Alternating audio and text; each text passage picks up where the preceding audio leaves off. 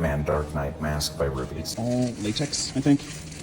So it's very, you know, kind of clammy and feels weird on the skin because there is no lining in this. So that's kind of the major downside factor of this. I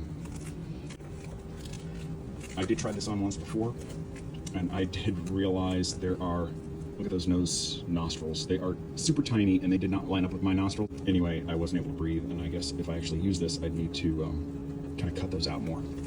But anyway, let's see. This one is tight, hard to get on, but once it's on, it's on.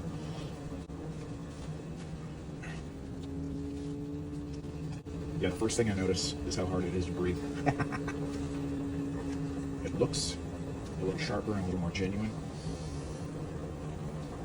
And the neck is definitely more than the other one. But anyway, visibility, perfect. No issues. It's only the breathability. So I'm nasally with this block my nose. Anyway, hope that helped you out. If you did, leave a thumbs up. Feel free to subscribe. Take care. I'm out.